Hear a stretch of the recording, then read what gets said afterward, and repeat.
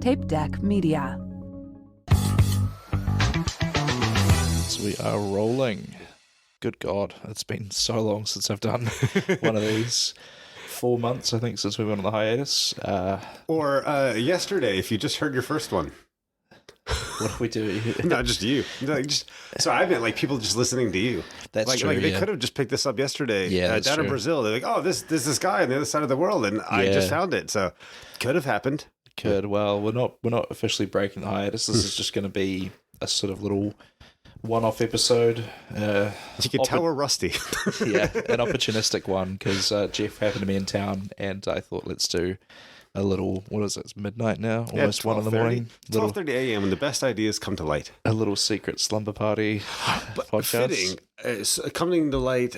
There's stars in the sky. Yeah. It's something feels right about the moment. It does, doesn't it? So we're going to be talking about the movie called A Star Is Born today. We've got a little mini series called The Cost of Greatness, which I was just looking at before. We've only done 2 episodes of. I could have sworn we'd done more, but well, The Cost of Greatness got to us, and then we were like, "Well, this is too much," and you put the podcast on hold, and we said, "That's the point." Yeah, the inflation of greatness is really good. The GDP of greatness is really so many kings. Yeah. So we will do a little bit of a life update and stuff at the end of this, but for now, I think we're just going to talk about the movie A Star Is Born because we realized we both quite enjoyed the movie in the car. I was very surprised that you liked it. I think too. it's just because half the time I've been in your car, it's like, rock and stuff, and it was like listening to Lady Gaga and Bradley Cooper and Shallow, which is one of my favorite songs. I was like, cheering. I was just so surprised. Yeah. I am just as surprised as you are that I enjoyed it, to be honest. Like, I am on a kick in the moment of watching movies that I should have watched like probably 20 years ago. So I've been watching like, what was the most recent one that I didn't expect to like? It was a Christmas movie, The Holiday. Have you seen that? I've heard of it, but I haven't seen it. Probably because the same reason is I think my parents probably had it on DVD, and I was like, I will watch that when I'm older, I guess. Yeah. And gosh, what else? Pretty Woman. I'd never seen Pretty Woman before. I mean, you just told me to watch La La Land, which I haven't seen yet. Oh, you don't get me started on La La Land. That was one that I, again, expected to hate. That one I don't know if it would be very good for Cost of Greatness. I guess it probably would, but... maybe we should just get to that, because I realize like, we're talking about a movie that we haven't actually talked about yet. Yeah. Yeah. So we'll get to A Star Is Born now then. So what was your... In the shallow. There you go. It's going to be in your head the whole time, eh? What context and what situation did you see this movie first in? Actually, I know my wife played it for me, and I don't remember if there was any specific inspiration. I think it's just probably one of those, she found it really moving and was like, you'll like it. And I, probably being me, was probably like, maybe, I don't know. I didn't expect much. No. I didn't expect much at all, and it's I have so many emotions to it. Like, it's kind of, I want to say the word train wreck, but it's not. It's because it's like, it's a train wreck in the sense that like you can't look away. You're like, oh God, like I know it's playing now, and if she has it on, I'll have to stop what I'm doing and watch it. But I know how it ends, and I don't want it to get there, but I can't stop. That's right. We should also say spoilers, but I'm sure anyone that's listening to this is probably... and warnings of all kind for sensitivities if people have things. Yes, there's some... there's going to be a lot of dark... It's a very dark movie at times, isn't it? I mean, you can't see stars without the darkness. Yeah, there you go. See, there you go. Poetic. Trying to make it a little bit lighthearted somehow in all of this when we know what's coming. Yeah, that's true, yeah. But I'm with you there. I knew it was a massive movie, and I realized I had heard the song before, but like kind of in passing. I'd never really listened to it. And then, watched it as part of my letterbox, like kind of catching up on stuff, and was like, it just ripped my fucking heart out. It was that and La La Land have just devastated. Yeah, like it was. I think it was because my expectations were so low going in that when they actually were like good movies and like obviously there was some kind of emotional buy-in from me on that. You're just like the double whammy. Should we get? I forgot how we've done in the past. Should we give any context, like a high level of what this is for anybody who hasn't seen it? What do you feel like? What do you mean by context? Just talk about the Yeah, plot. like the plot, the Sure, key plot yeah, if points. you want to sum it up, you can. Yeah. So yeah, if you haven't, which obviously you should pause this, but resume, Yeah. but pause this and Yeah. you'll see it, and then cry a bit, and then wipe your tears away, and then come back and listen to this. Yeah, and come back. Yeah. and then cry a bit more when you think about it, and then come back again. Yeah. So now that you're back for the fifth time, and Welcome back. Yeah, we hope you enjoyed it. Well, after the commercial break, Yeah, there you go. Well, you let you cry one more time. Anyway, essentially, there is a rock musician, like folk rock guy named Jackson Maine, played by Bradley Cooper. And we googled that he's an amalgamation of about 4 rock stars. Right? Yeah. Bruce Springsteen was one. Eddie Vedder was apparently, another. yeah. I still and didn't see the one. There's a couple of others. Yeah. Yeah, I forgot. Neil Young, I think, was one of them he was talking about. And essentially, he is good at what he does. Huge crowds, but he's got a big alcoholism problem. He's winding down. Yeah. It feels like he's got tinnitus and he's a real alcoholic. Yeah. Yeah, like the show's getting to him. He can't hear anything anymore. I think the alcoholism is rising for like the first half. But then he sees Allie, played by Lady Gaga, like doing a show, like a burlesque show, I think it was. And then basically he's like, wow, you can sing. I really like what you do. They chat, and then fast forward. He's playing a show and basically invites her. He flies her out to his big show in like one of the big theaters in California. Red Rocks, I think it looks like that. Yeah. And then basically he's singing the song that she sang to him, like she sang to him in a parking lot. Parking lot the night before. Yeah. Like she was making up, and so he basically convinces her to come out on stage, and it's her big moment of she's always wanted to be a singer. She's been like a big fish in a small pond, like always wanting more than like the waitress job or something she has. Yeah. And then comes out on stage, belts it out. Man, my arms are getting tingly again. Like literally I can feel the skin on me rising as I can think of the song again. This is the Shallow song, which has her big number that breaks out. Yeah. We'll do a little bit of a deep dive into the lyrics there, because there's one lyric that in particular hurts me more than the rest of it, so we could get into that later on. Yeah, so I think fast forward essentially is they're dating. I forgot if they got married or not. I believe they did, yeah. We're going full spoilers. It was a very obviously, low-key wedding, though. There was like... It was Dave Chappelle played his friend Noodles or something, right? And they got married at his church, and it was like... It's just a handful of friends and family there, yeah. I don't remember that at all. But yeah, so basically she starts skyrocketing. A star is being born, pop star. But then at the same time, his career is like declining. Yeah. Like tinnitus and all that stuff like affecting him. And I think he gets kind of sober, but then his like alcohol, like basically the higher she goes, his alcoholism seems to start returning. And I think some of the key points is like as his career is declining and stuff, he's seeing less and less and less of her because she's getting bigger and bigger. And then she's also changing. Yes, I say she starts doing music that like more poppy, that's like the industry's writing, and he's kind of seems to be kind of mad. Like, why are you selling yourself out to doing your again cost of greatness? Like you're not authentic anymore because you're not doing this other. And essentially, her agent tells him that basically you're just getting in the, you're just slowing her down. Oh, and what a devastating scene that is. How do I let's just say the alcoholism hits a point, and this is where the tone drops, and he takes his own life while she's doing himself, a show.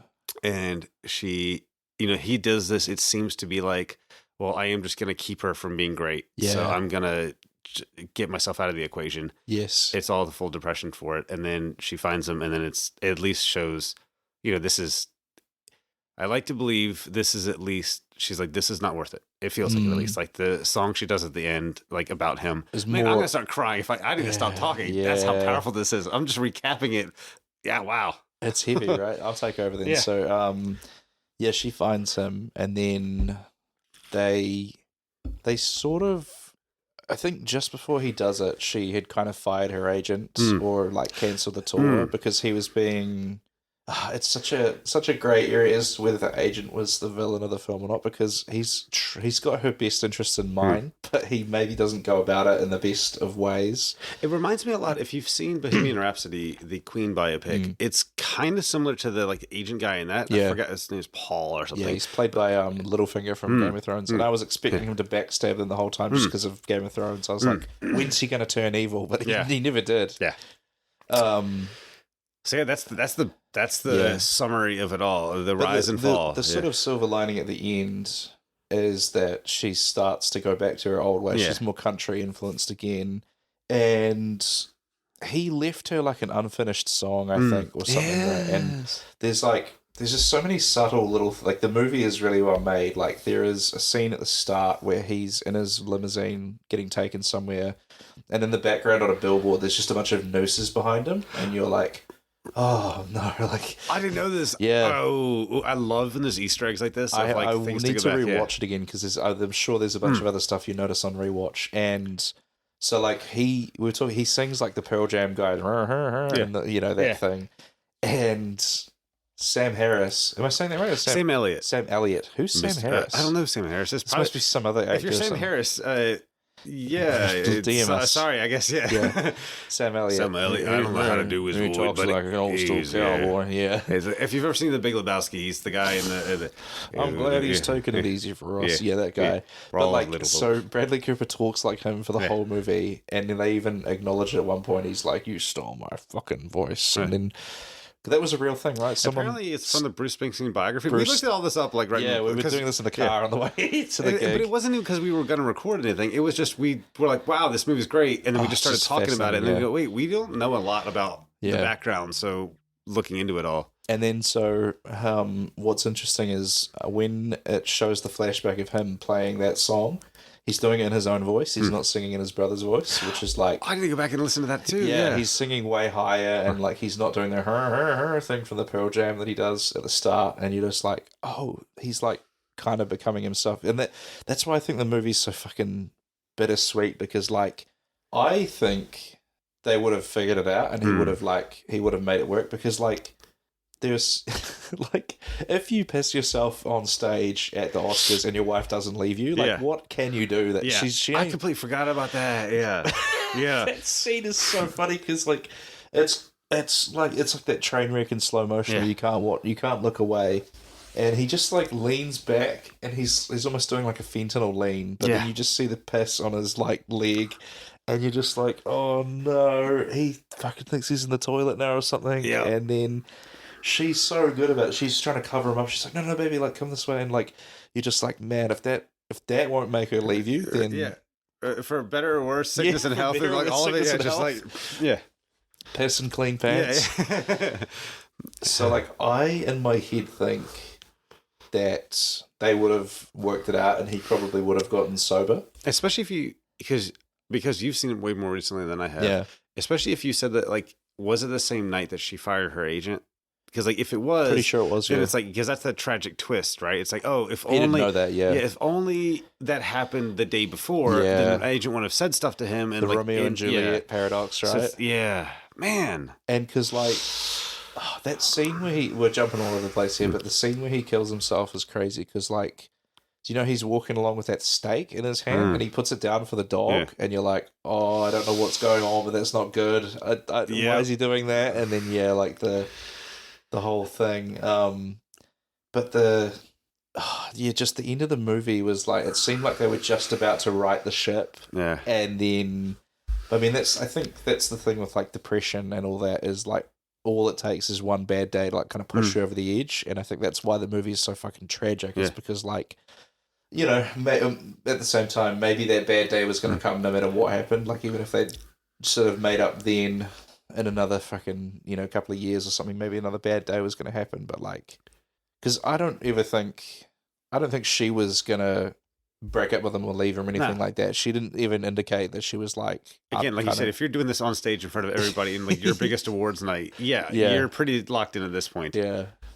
And, just like we can get into the lyrics now, actually, because there's a lyric in the Shallow song. I don't know the exact wording of it, but it's... Tell me something. I'm just going to... I'm just going to give you... I'm going to be Lady Gaga. Tell me something, boy. Okay, so now, like, that song, because I don't know I forgot what his lyrics are. Yeah. He says his first one. Something about he tired of this modern world, but there's a line towards the end of it where they say something like, under the... far from the shallow...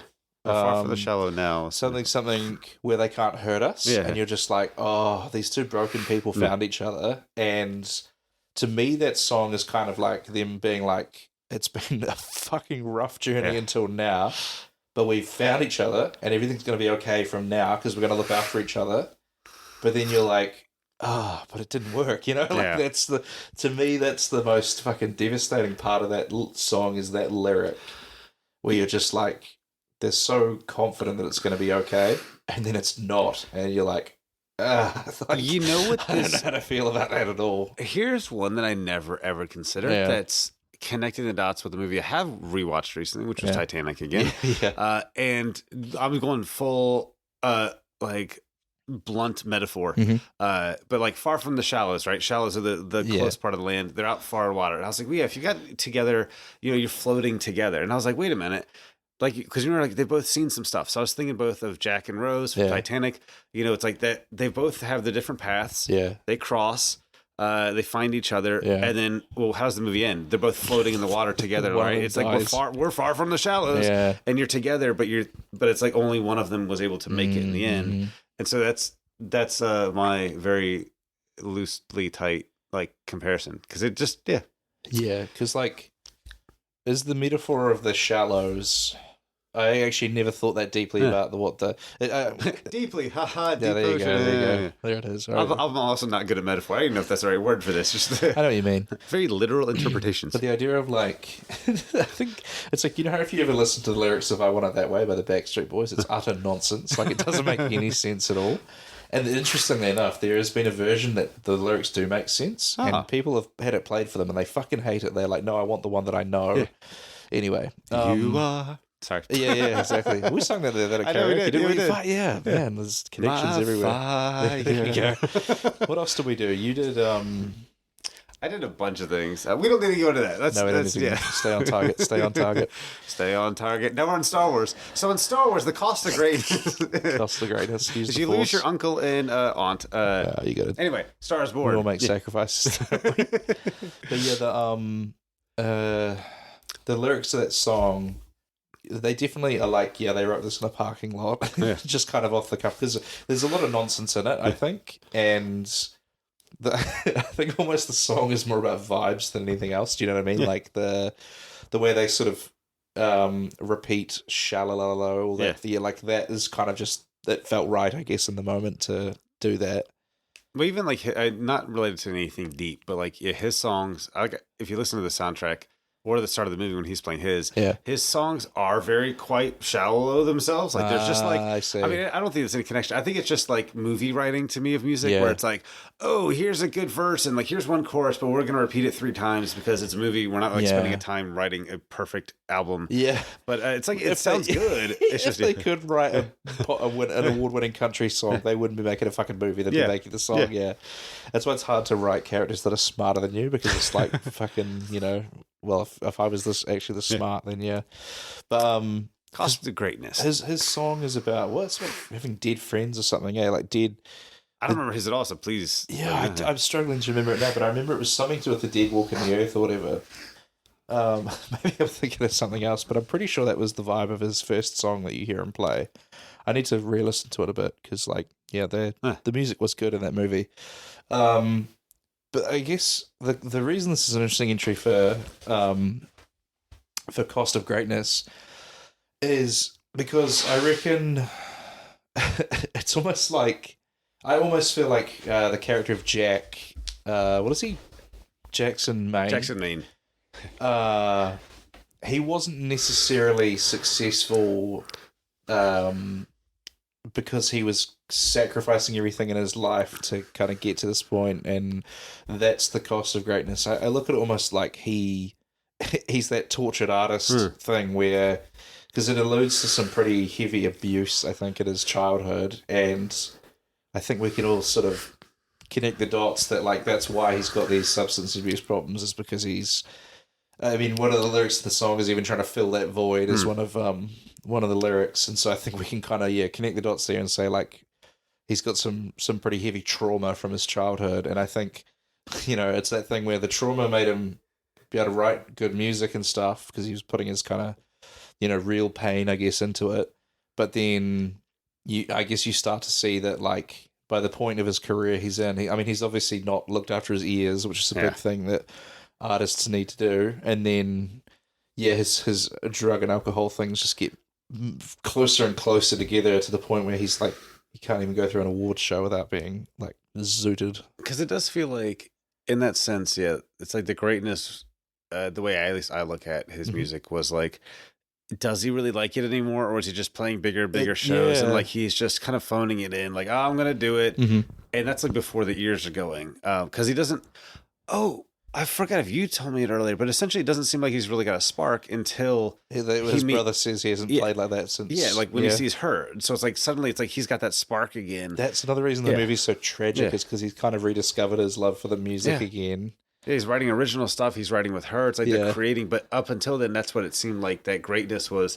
The industry wants me. People love me, so I'll keep playing my thing. But he wasn't really into it. Yeah, like it doesn't seem like you're into it. So you're like drink to cope with doing it because that's just what you're doing, and you'll keep going. And you have, I guess, you know what? One part about this that, at least for musicians, it's like, you're the lead singer, but also in some way maybe you could be tortured by like you've got an entire band and crew and editors all like you're responsible for multiple people's jobs. Yeah, like you've got your band manager, even though it's your brother, but you've got your entire band. Then you've got your publicist. Then you've got your media, your bus driver. Behind it's like so it's like if you stop, you've now got everybody else going, no, go, because you're supporting all of our careers. Yes.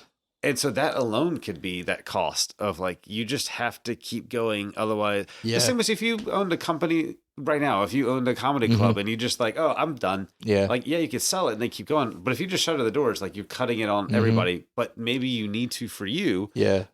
So it's a weird position to be in, or a hard position to be in. It is, isn't it? And there's also this idea of like,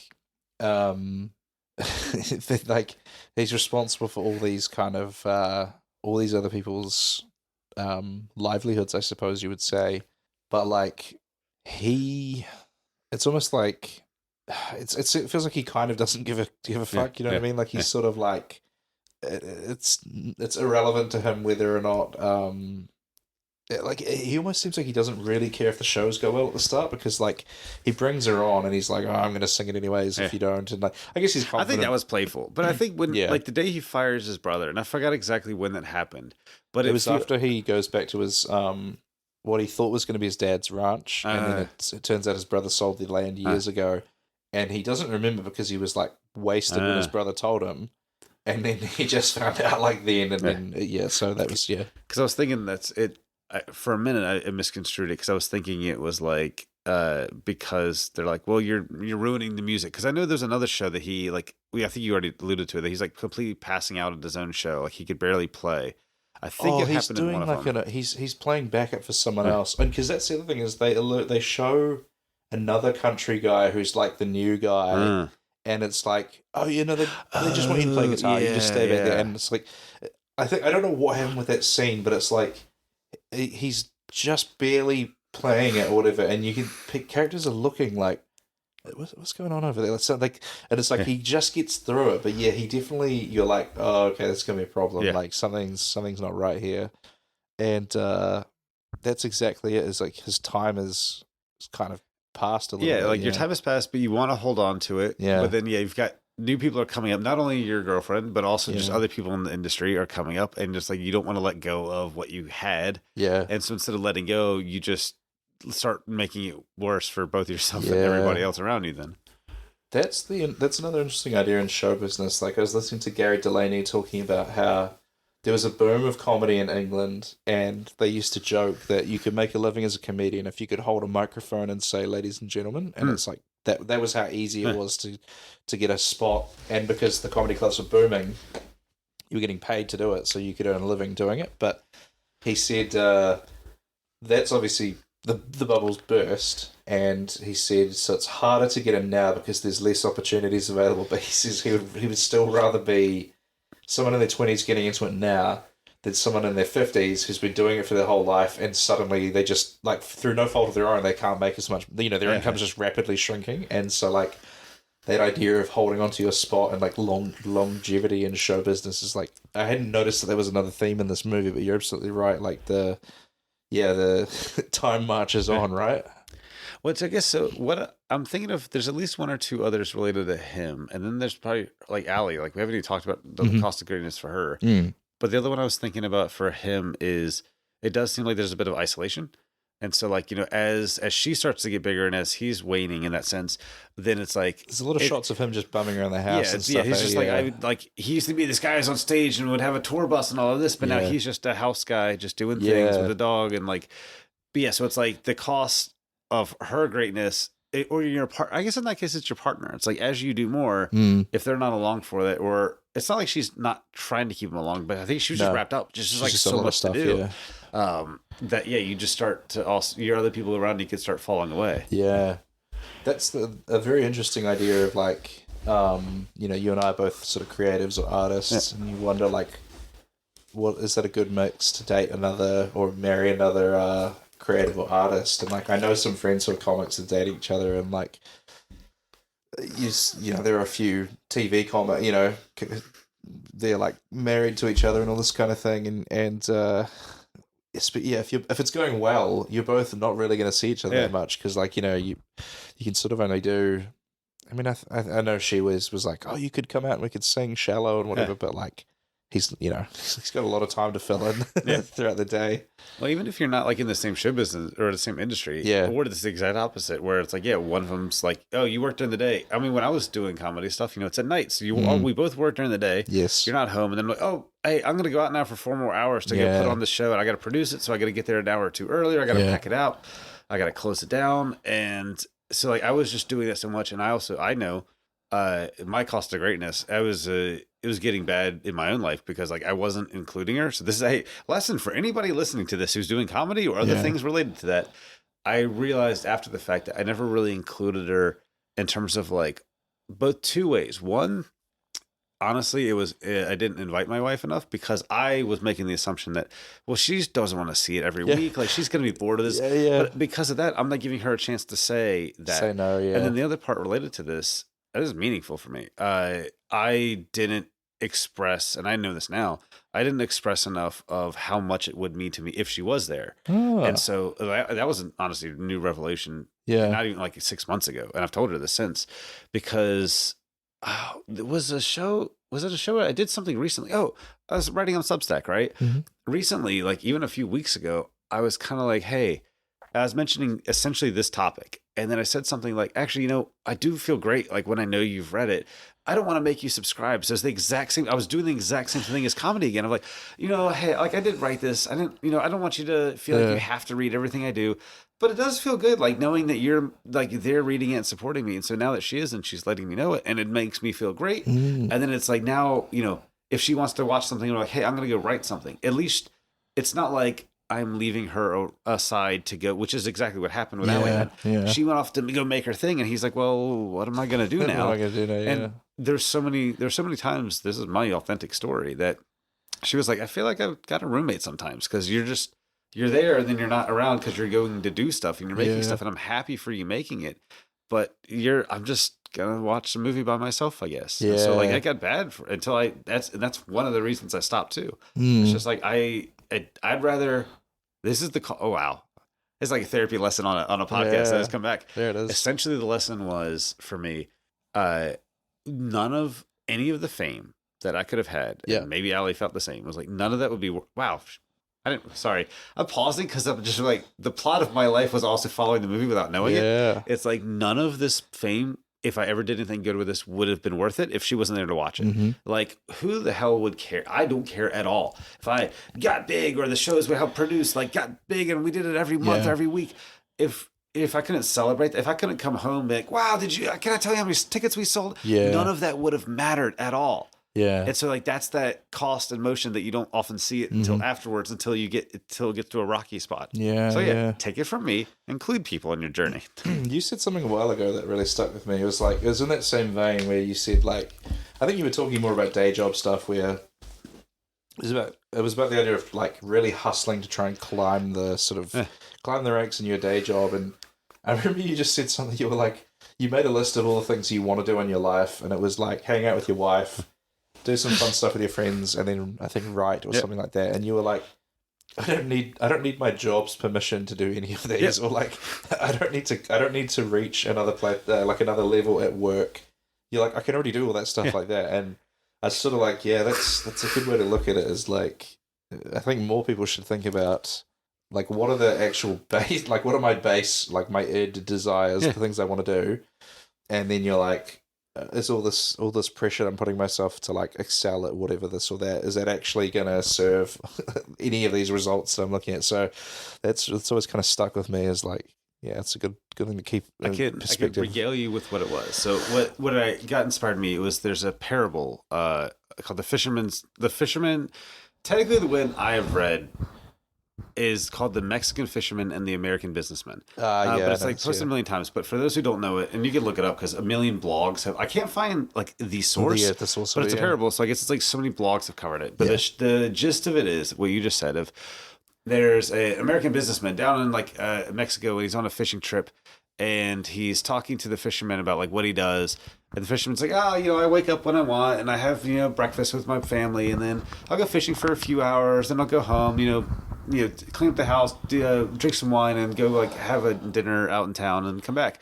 And the fisherman's like, wow, but like you're so good at this, you could basically scale up. If you start chartering multiple boats, you save the money, you buy 3 boats, and now you like start a company, and then with that company you start getting a fishing business, and then like you get the fish coming in the charter, and then by then you can go to New York and open a conglomerate, and then you could sell that conglomerate and go international and have your whole chain.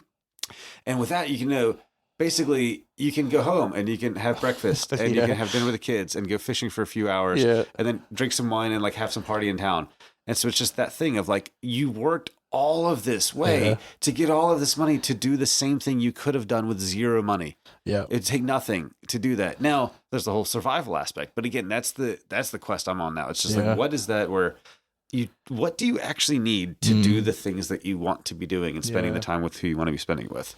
Yeah, and a good friend of mine who has become a good friend, Grant. I've mentioned him a few times to you. Hey, Grant, you just upgraded in the middle of that conversation. He said the good friend. Oh yeah, he's becoming look at that. You just he just raised the rank like inside the conversation. The level just went up. Yeah, no, but so him and I have a lot of chats with this because like he's a little bit older than I am, and he's been married for a long time. He's got a kid, and so him and I are often like we sort of talk about this idea of like.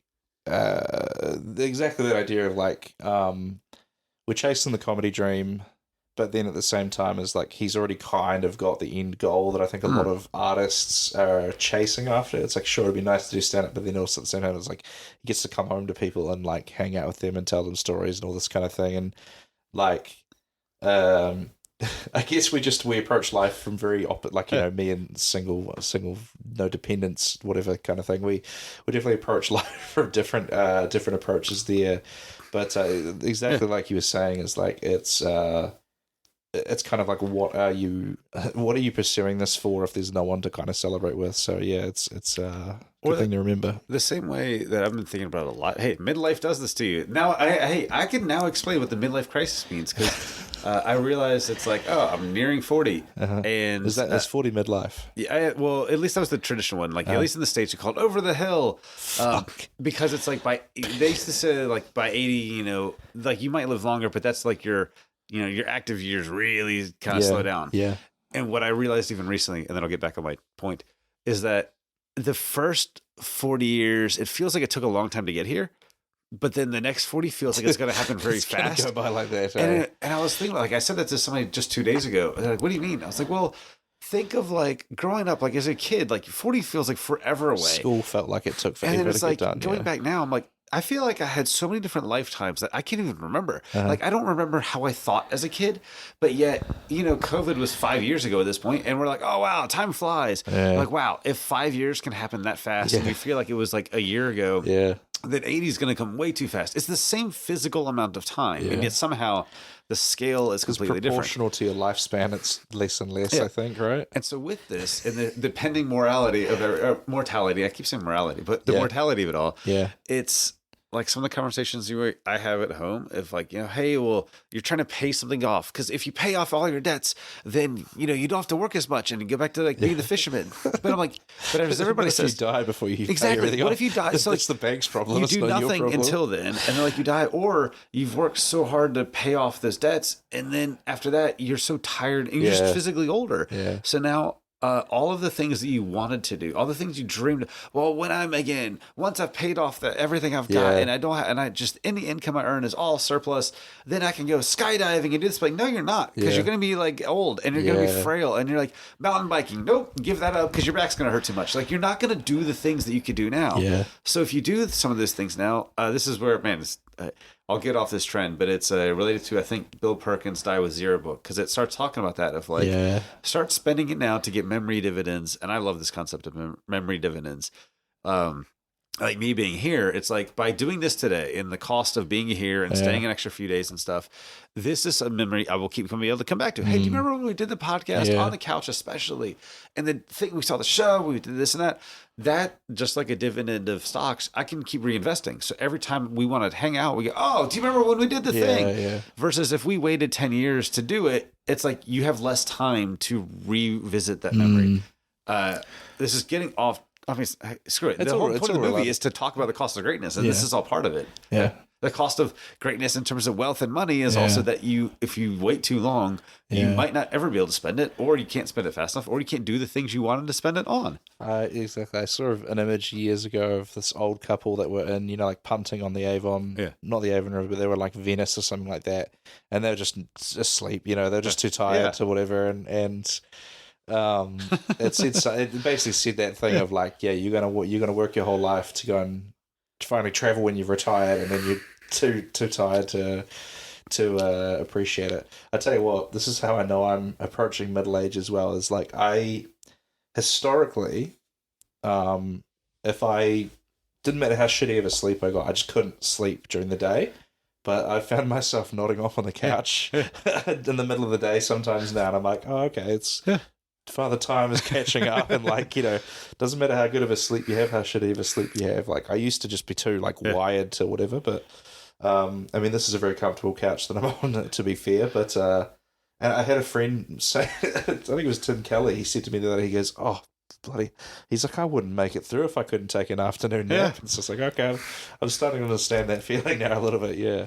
Yep. I didn't have one today though, so I think I did. I needed. You mentioned that you had a little sleep, yeah. Yeah, well, I just in this little trip, this business trip that I've been on, and then now personal trip side. Yeah, I just been like go. You punched out of the business, and you were like, all right, it's time to party. Yeah, and it was just it's been 3 or 4 intense days of just talking to people. Such busy days, and it's been a lot of stuff, and there's a lot of memory dividends, and that's I guess that same point, right? It's just that of live. It's that balance. Don't go way too far one way, don't go way too far another, but be more conscious about doing the things in between. I like how this part of the conversation has zero things to do with the movie. That's fine, because I guess the point is to pull on from it. If they're still listening 40 minutes in, they're at the desk. I'm very curious as to what the response to are people going to be like, oh shit, and your episode's popped up, or I don't know, like it's I guess we're about 37 minutes in. I don't know how much this will be edited down, but we kind of covered what else is there? Anything else in the movie that comes to mind that you're like, oh, we haven't really talked I suppose about it yet? I'm very curious to watch the other versions of it, because I know there are, and they're not musician. There's like one with 2 actors, but the plot is generally over the hill male star helps, like, young female star, like, start out, and then I think they die. I did look it up briefly. It does sound like they all off themselves as well. I think the broad strokes of the story are the same, but I've always found the idea of remakes interesting, because it's like, and this is why I find I've gained appreciation for the theatre. I actually wonder, have I done any episodes of the podcast about being in the theatre? I don't know if I did. Read my Substack. I talk about what it's like. That's a command. Read it. Go now, please. Pause this and come back to this. Pause this. Read the whole Substack, and then watch the movie, and then cry again, and then come back. So I think what I find so fascinating about the idea of remakes is that, like, you have the bones of something, and then it's up to you to fill in like the meat and the skin of what it is, and like that's why I find the idea of when people take. So right now, the Malthouse Theatre Company are doing Seven Dwarfs and Snow White, and they chose the idea to do puppets for the dwarfs, so they're not using little people or whatever. And I think that's an interesting idea of, like, when you start a play, you're like, okay, here's kind of the trip. Here are the ways it's been done before and that, but then you're kind of like, so what are we going to do for that? And I think, yeah, I would be curious to see how far apart the A Star Is Born movies are, because when is the next remake going to be? It'll probably be in another 10 or 20 years or something. Yeah, it sounds like from vague memory, I think I heard like one of them was like late 30s, the next one's like probably mid 50s or something, and then there's like a Barbara Streisand one in like the 70s or 80s. Oh, and then a long gap until 2010. So I guess it's like 20 or 30, 40 years in between. So we've got another sort of 10 years to wait for another one. I mean, I was shocked that it was remade 4 times, because I guess for me, most of my experience with remakes are like, oh, I didn't need this at all. No. You've ruined, or my words of like ruined the original because I like this, and now you've just made this version, which doesn't feel like it added anything. Yeah. It sounds like from what I looked up that this one, like obviously with Jackson's thing, talked like way more overtly mental health. It sounds like. Right. Again, I don't know because I haven't seen any of the others. Because they wouldn't have known any terms. It would have been. They used to call PTSD something like battle fatigue or something in the war. He's just tired. Oh, he's shell shocked. The mortars were but like and that's another thing that's interesting about remakes is when they are. It's like they're coloured by the times they exist in, and so like right now we're in a big mental health kind of thing. So. So like so if you're rewriting it, it's just like filling the blanks. You're like, well, what are the topics the that we next also one will be like cover? AI or something? Let's think about this. AI. How does that movie look like with like what is the central like how does this change if it's AI? It would be like an old human helps a young robot. She's like, there's always a slur for robots that they call like skin jobs and Blade Runner and Clanker, I think is the term that people use for the now. So it would be like, old human helps young Clanker do whatever. I don't know what. I'll need to look at them, all of the Astaras, but you know what? It's just gonna be 2 robots, right? Like 2 AI things, and like one of them's gonna turn. Basically, instead of they'll be like Twitch it's gonna streamers turn itself or something. off at the end. That's what it is, right? It's just like by the end, it's like my servers need to finally reboot, my servers are clogging down. My servers are clogging down the network, right? Like my bandwidth is way too slow. I can't do this anymore. I'm gonna need to shut myself down. That's what it is. Tragic, but like there'll be like TikTokers or Twitch streamers or. Probably some form of entertainment that doesn't even exist right now. It's Mr. Beast featuring whoever the newest person is. Yeah, that's right. We don't know the star yet because he hasn't found her yet. No. She's in one of his million people videos. One of those game show attendees. Anything else to add about the movie? No, I can tell you that the cost of greatness of doing podcasting is at 1 a.m. It makes your nose progressively more stopped up. It was already getting stopped up, so I want to leave a hook for people to re-listen to this twice and go, hey, just listen to Jeff's voice, how it progressively gets more stopped up over 40 minutes. Get that hay fever, eh? I think it's just irritation of the nose because you've been talking so much this weekend. Should we do a quick life update? Because it's been 4 months since I updated the podcast last, and my last episode was that. Listen to read his Substack, read his newsletter. You can hear what's going on. Yeah, if you want to see what I've been up to, like month by month, the Substack is the way to go. And I do audio recording, just like I record the content of it, so you kind of get a mini podcast episode. Real quick, I know you're about to say that, but the other thing I've learned on Substack is apparently even if you don't record it, I've started listening to people's posts, and so even if they don't record it, there's like a play button when you go to it. So it's like even then, but just means that it's your voice who's recording my voice doing because it, what I found is I've even like been reading like females written posts, but it's still like guys voices that the app uses, and I don't know how an app gets away with that still. Like, how do you have just a generic like guy voice doing every single person's post? It doesn't make any sense. Sounds about right. Anyway, so it's good that people can hear you off the air. They can. And so like the last episode was the one with Jeremy Redmore, who since that episode has actually come back to New Zealand. He's doing like a kids music album tour, I think, which has been cool. But what has been going on? July was when the last time we started the hiatus, and it's baffling to me. I was telling you this, the amount of downloads the hiatus announcement episode has gotten, 89 downloads or something, and the regular podcast episodes get like 30 on a good episode. This is the last episode he'll ever do until 4 months when he does another. I need to give them clickbaity titles, don't I? Yeah, just every single episode. This is the last one featuring A Star Is Born. This is the last one featuring the next movie that we're going to watch. This genuinely is going to be the last one for a while because the weekly grind was just wearing me out too much. Cost of greatness. It's just that is that. No, it's not even the cost of greatness. It's just the cost of mediocrity.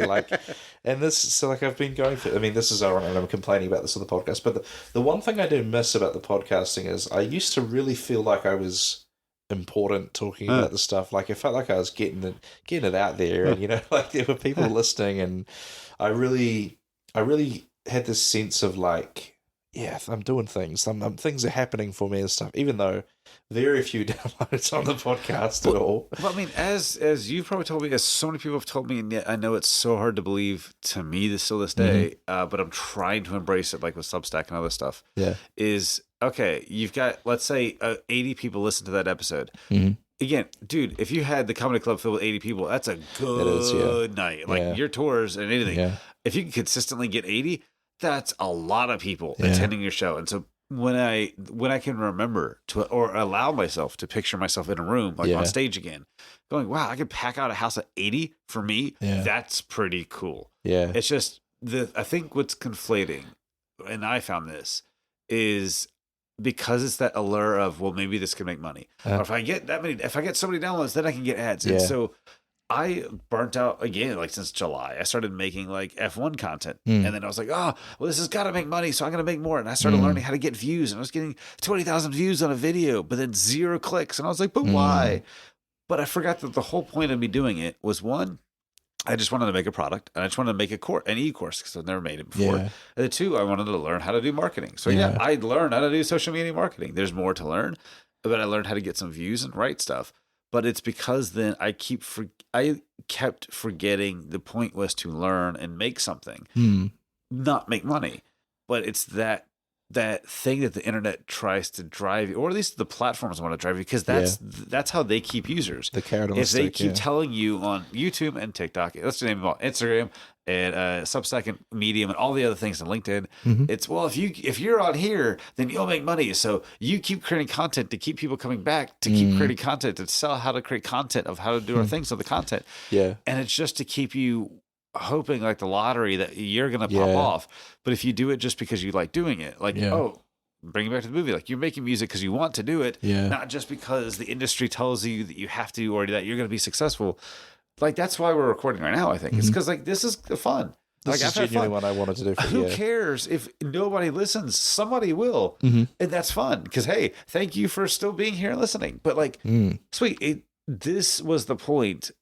It's not the other part, but I know also it's the editing and publishing and the other parts. That part gets painful because it's like, well, we could have just done this as we did anyway. But we're like, well, maybe we'll just share it. This episode's going to be very stripped down one production wise. It's going to have the jingles at the start and then the end. That's about it. Honestly, if I keep getting so close to doing like my own new podcast again, and I think more and more, I am just going to go. This is, again, the point is just to make the thing. Forget the audio. I used to spend so long burning myself out on it. Yes, you mentioned that. But like Tim Ferriss, for example, he's got one that's huge. You might not know what he is, doesn't matter, but he's got a huge podcast. He's one of like the original podcasty people. But he has started in the past year, after he had like 10 years of it, started experimenting with just like walk and talks where they're just basic microphones again, like more like, the DJI ones or whatever that like we can get. But it's like, it's got background noise and like cars and stuff. And he's just like, I wanted to make it fun for me again. Yeah. Because he's doing weekly things. Yeah. And it's like, wow. So if that guy at one of the biggest names in podcasting in that sense can also start just letting the quality, it's not the content quality, it's the like audio, just letting it go to make it sustainable. Because if you still want to talk, then cool. So don't edit anything. Just drop it. Whatever. I'm just going to, so genuinely my process is throw it into a program called Levelator, which just tidies everything up. And then I hit like a, what do you call it? A clipping thing to make sure it's not too loud, and then that's it. That's all I do, and that's been sustainable. And then just link it in the newsletter. Just go, the newsletter. I made a thing, and that's it. Yeah. But the main reason that we were talking about the idea of like the goal being making money is like that would be nice, but like the reason I started to and again, it's bizarre that I'm complaining about this on the podcast, but like podcast listeners, I think, do you remember Nixon used to talk about the silent majority? It's like they all voted for him, but he didn't want the silent majority. He wanted the fucking hippies that never shut up to vote for him. And like the thing I was hoping I would start to cultivate is like a little bit of back and forth with the fans, and they might comment on stuff or whatever. But like, I mean, the ones that I've run into that like say they're listeners, I've never seen them comment or, you know what I mean? Like, and so like, you definitely are like, well, someone's downloading it, but I don't, beyond that, I don't know anything else kind of thing. And like the stuff with TikTok is like, sure, the quality is of what I'm uploading is questionable, but like you actually do get some back and forth with people. And like, there's a guy on my YouTube, I'm assuming it's a guy on my YouTube who like literally every single one of my Joketober ones, he wrote a comment on it, but he was trying to, I think, improve on them or riff on them or something like that. But like, it was like, okay, cool. We're kind of getting something here. We're and like I'm seeing a few of the same names commenting on stuff and liking stuff, and you're like, okay, we're seeing like we're kind of building something here. And like in 2 years of doing the podcast, I always put out a lot of calls out for like, hey, let me know in the DMs of this and that, and you just kind of don't hear. Like people are just happy to listen, which is like that's what I was thinking, because like I think we watched a movie and we like it. We might talk in the car, but like that's to each other. But at most, I went on IMDb and gave it like a 10 out of 10 because I liked The Star Is Born. But I didn't go to I didn't go to any forums and like write blogs about it. But I liked it, so it's still a 10 out of 10. It didn't mean that the quality was bad. I just had nothing to say until I'm talking with somebody else, and then we're recording it. So essentially, we're recording about somebody else's work, and we're doing the online commenting to ourselves.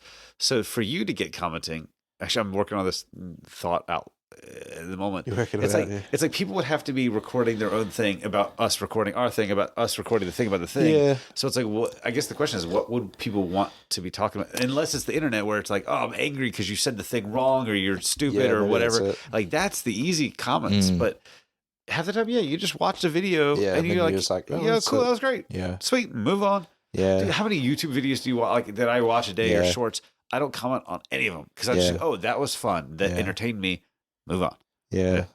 I don't know. It's like, I definitely would put stuff on like the subreddit and say, hey, go join the subreddit, and it leaves a response to this or whatever and stuff. And I suppose it's just like, because I'm a big fan of Hamish and Andy, who are those, the Australian radio duo, and like the back and forth what they have with their fans on like the social medias and the comments and stuff like that. I'm just like, that's what I want to try and have with like people. Because like, I think part of the fun of having like a really kind of like a big podcast or whatever is that like you can do cool shit with the fans, and like there's probably more of a statement on the type of podcast that it's not one of those ones that makes people feel like they need to get involved. I think people are just happy to like have it on at work or whatever, and like, so again, maybe something that needs to go back to the drawing board here, but like I just wasn't quite getting it was like just sort of felt like yelling into the void a little bit, and I never noticed much. There's a few people that came out to shows because of the podcast, but like it will be like 1 out of 30 or 40 people or something. So it just wasn't quite. It wasn't. It wasn't getting the responses that I wanted from stuff. Whereas then, like you post a dumb little video and you get 4 or 5 people leaving a comment, you get people reposting it, and it's like, that to me, that's the way you grow, is like with interaction, and I don't know, the podcast just kind of stagnated, and it didn't seem to be growing beyond a certain point, which is like, to me, the usefulness of it is having a big reach for it, and if that's not growing, that's kind of like, it's a lot of effort to put in for like 20 people to check it out. Because I guess that's the, I mean, and every effort's valid to go, is this something I want to keep doing? Because I guess that it's like, if we think about, I know I'll start wrapping all this up, but for even podcasting, like, what is the impetus for people to share it? Like, so if you look at the ones people do share, well, why are they sharing it? Are they sharing it because, like, the ones I'll share, it's because it's thought provoking, or like you shared like an exercise video with me, like, so because it's like those are the things that are useful, and I've been thinking about this a lot for the stuff I've made, because it's like useful can be one that was useful, thanks, like your video, downloaded it, whatever, and then there's useful like, oh, share this because it's funny, or it's useful because it makes people laugh. But if you are talking about a movie that you like, I'm just going to suspect most people are going to go, wow, I I like the movie too, so that's why I listened to the episode. Yeah. If I don't like the movie, I'm probably not going to download that one. Yeah. And then 2, it's, well, I'm not really going to share it unless you've, like, I actually don't know why. And I don't think it's a bad part for what we're doing right now. I just don't know why people would be sharing this necessarily. Yeah. Because, We don't, yeah. well, I'm not. And it's not saying it's bad. Yeah. I suppose what I'm looking for is like, this is the bizarre thing is like I've got a decent amount of followers now on Insta, but it's like they don't seem to really interact with anything that I post. You know what I mean? Like and I'm like, again, maybe that's just the nature of the sort of people that like what I do are just happy just watching. Yeah. But you're just like, it's almost, I feel like I'm shaking like an ant farm. Like, can you guys give me some sign that you're in here? This is what I wonder then. And I know how meta this is all good, like way down the hole of like talking about people listening and sharing a thing that we're actively recording and doing. Yeah. But what I found for myself is that what I was actually searching for was validation in a way. Like, tell me that I was doing something right. Tell me that I was useful, and I wasn't getting that. And so when I didn't get engagement, that's what was bumming me out. But now I realize it's because I wanted something that I just wanted to know I was doing good. Oh, and here's the key that I learned. But that's it. You're like, I can. There's 2,500. I've got about 2,500 on Instagram. You're like, I can see you all there, but where are you? Yeah, you actually in there. Like, what's going on? Well, so certain communities have made it a thing. So exactly this feeling, right? There's a podcast I listened to called Regulation Podcast, and it's gone through a rebrand, but they have a whole community called comment leavers and regulation listeners. And so if you are a fan of this, basically you are a regulation listener until the day you comment, and then you're a comment leaver. Interesting. So basically they've created this whole fandom, and it was just a joke in one of the early episodes. It's called the Fuckface Podcast for version 1. Back was Rooster Teeth, but then it got sold and all so. But basically, it was that because they were like, oh, well, this is the regulation thing. And they're like, well, you're a regulation listener if you just do that. You just listen and you disappear. So think about this. These are Rooster Teeth or ex-Rooster Teeth, like, big names in that sense. Lots of listeners, like lots of things. And even though they have the exact same problem, we've got all these people that don't say anything, so we don't know how it's going. Yeah. But then, and it's like, so they got the same problem, just at a larger scale. Yeah. But then they made their fun joke out of it that, oh, you're a comment leaver. So they've made T-shirts that say like regulation listener, comment leaver. That's funny. And now like people, kind of like a radio show, as you mentioned, when people write stuff in, they're like, oh, hey, comment leaver Geoff here. It's like they call themselves out now because well, I guess as of writing this for the rest of time, I'm now a comment leaver. Yeah. It's like you flipped yourself. So they've made it into a game. And what I realized too that I was doing wrong, and I call it wrong, is, and this changed like my Substack strategy now, is basically I realized I wasn't using social media. Like when I'm, you weren't being social for on it, right? social. I was doing like this. Like, we made a podcast. Why aren't you listening? And it's a very one directional thing. Like, I want you to be talking about it, but I'm not giving people anything to talk about. Yeah. Or I'm not creating that conversation. So now, like when I do Substack kind of stuff, it's like I'll write thoughts and I don't expect people to do anything, and that's okay because I'm writing it just to kind of get it clarified in my head and put it out there in case somebody finds it interesting. But I'm also like actually responding to other people with more genuine comments that ever did, and go, if they do anything with it, they do. If they don't, they don't. Yeah. Yeah, just to try to actually be social. It's a podcast or that space of it. It's unlike a radio show. People are calling in, and I've called into multiple radio shows in my day because they want that 5 minutes of fame, and that's what they're getting, right? You're right. So they're calling in because they're getting that. So sharing a podcast, just the regular share, they're not getting the fame for, unless their friend really likes it and says thank you for that recommendation. Yeah. But other than that, if there's a duet like on TikTok, well, that is that version of the radio show. Look, I'm on it too, and I made my thing. So it's that. How do you make it social and to feel social, but not like do it inauthentically because like you want people to do whatever. So it's like, how do you tell yourself that this is getting value for you? Yeah. This is the cost of greatness. Having to even decide all of these things. Yeah. I was thinking about that analogy just before of like, and I think this is why it's like having listeners there, but having them not engage at all is confusing because like you're saying like, okay, you got 80 people in a room. Like let's say for my list, I got about 20 people in the room, right? But the thing is, like, so it's like every week I'm like, let's pretend I'm a musician, right? And I'm like putting on I'm like, okay, there's going to be a concert next week, and I'd love it if all 20 of you would come back. And they do come back. And then afterwards I go, did you guys have a good show? And they don't fucking say anything to me. They just stare up at me. And I go, okay, well, there's going to be another show next week. And I'd love it if... And they all come back. They come back next week. But they don't fucking say anything. And I'm just like...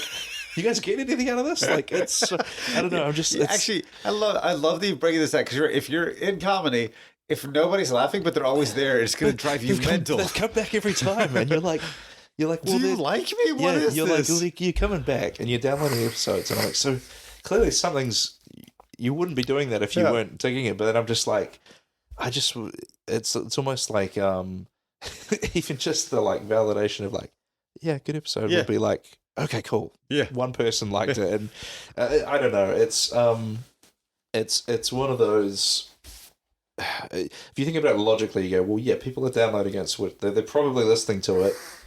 They're probably enjoying it because they downloaded the next one. But then you're just like, but I need to hear you say it. You know what I mean? Like but podcasts itself also don't make it easy in my mind. No. So like they obfuscate the numbers so much. Well, but not even that. Like I've heard, what is the number one thing? Give us a rating and review and leave us a comment. Right? I used to even say it, but then I'm like.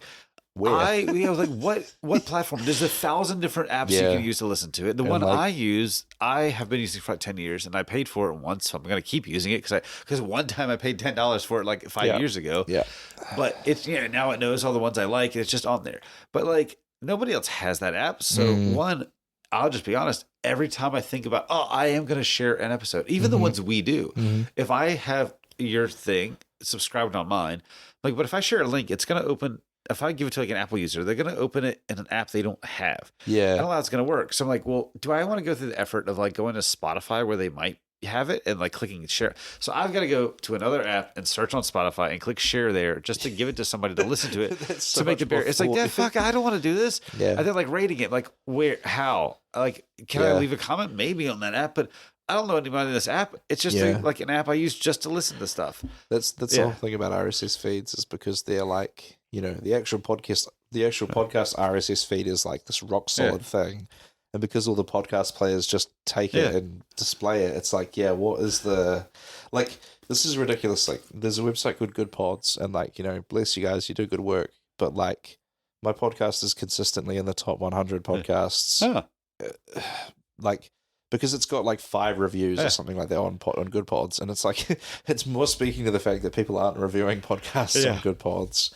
And so having even a handful of them is enough for it to like, I don't know what position it is in now, but every week I get an email saying, congratulations, your podcast is in the top whatever, and it's like, well, it's not even an active podcast. Like, how can it be? The whole world of podcast statistics is ridiculous. Oh, actually, I'm going to try to take my mic to get my phone because I want to look at something. We'll see if this wrecks it. Walking across if anybody is still like, hey, they're listening to us whinge about this for a while, but hopefully you got your own thing about it. I wanted to look up my YouTube because I not moved it, but I just uploaded all the podcasts to YouTube because you can do that now. Yep. And I want to see how many views I'm getting on this thing for a thing that I stopped making a while ago. Yes, yeah. Well, luckily it's not many, so good. I can't prove it. I swear there's more than 4. But I moved it. Man, hey, some episodes there's like 4 views. I don't know where these people came from, but they're there. People are finding it. And I actually thought there was more than that, but I don't care because it's just there just to be there. But I think that's interesting for like YouTube because unlike podcast players, it's YouTube. Everybody does have YouTube, which is why podcasting on there seems to be YouTube is the new TV, because there is obviously everybody knows how to like something on YouTube or write a comment on YouTube. So as long as podcasts work the same way, it's got the built-in thing that everybody can do it on one place, and how to do it. So it's like going to those platforms could be advantageous.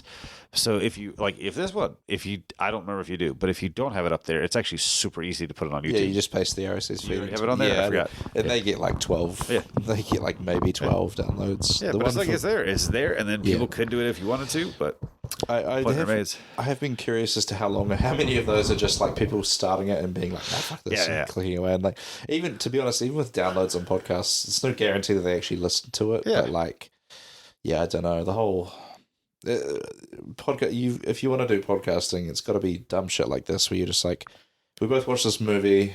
Let's just talk about it, and God bless if people find it. But like, I don't know. It's not to say I'm like jaded about the effectiveness of the podcast. I think it's just like I spoke about this in the hiatus announcement that like the amount of I need a much bigger machine behind me for it to really kind of for it to achieve what I would want to use it for, and in order to make that happen, I have to just make myself bigger first. So that's hence the content online, and here we are again. They're probably very sick of hearing me moan about this. But we are here. But we're listening. We're not going to tell you. They're not but going to we're tell me. They're just going to download it and be like, but that's the secret, right? Is you started to say you're not going to do it. You're not going to comment on this. Yeah. You're not. But then it's the thing of, well, they might not. But then you don't know. Are they? Maybe they are. Yeah. They were going to comment, but now that they say it's a challenge, so that's why there's no comments. Well, let's put the call out there. If any of you actually follow me on Instagram, we're not going to promote this episode at all. We're just going to drop it at probably tomorrow morning. Oh no, it'll be. I'll promote it in the sense of I'll link it somewhere. I'm like, I'll just add to a link tree or somewhere in a thing. And if you're listening to it and you follow me on Instagram, just DM me and just say, "Hey, listen to that. Hey, I listened to that Geoff episode," and I don't know. I'll say thank you, and you'll be our star. Yeah, That's born the born identity star. That's it. All righty, well, let's wrap this up. It's only 1:40 in the only morning 1:40 now. in the morning, and we're a couple of tired boys. We've got to be up to go walk to Burger King in the morning, which I'm looking forward to. Which will have no context for anybody. Let's not get into that. Secret time. I think we have talked about it on the podcast, but that's okay. Any plugs, Geoff? I guess, what is my Substack called? I don't know the easiest way for people to find I'll just things put it anymore. I'll put a link in the thing. It's called Then It Clicked. I write about essentially actually what we talked about. Like literally, this is my bread and butter nowadays. It's just thinking about just how to look at life from a different perspective and feel better about it, and find ways to just see what you're doing and reflect on it for your own growth, for your own sanity. That's what I like writing about now. Good reads, and I'm stoked to see.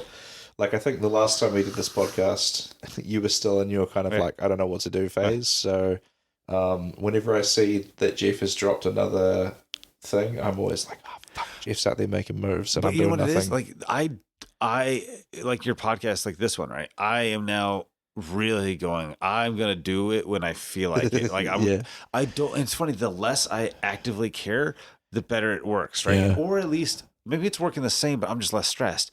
So like, I've got 21 subscribers on Substack, which some people would say is nothing.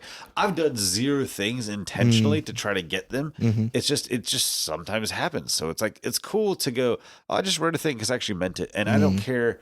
So many people are like, oh, you should not write more than 7 lines, but don't write this and write it this way. Like, I'm just going to write whatever I want. So I just, some days, like on notes, are just like huge paragraphs.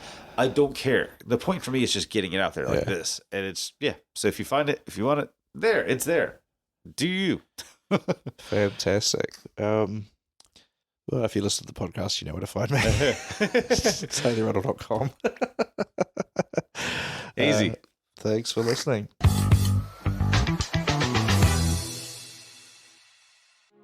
This has been a Tape Deck Media production. Thank you for listening.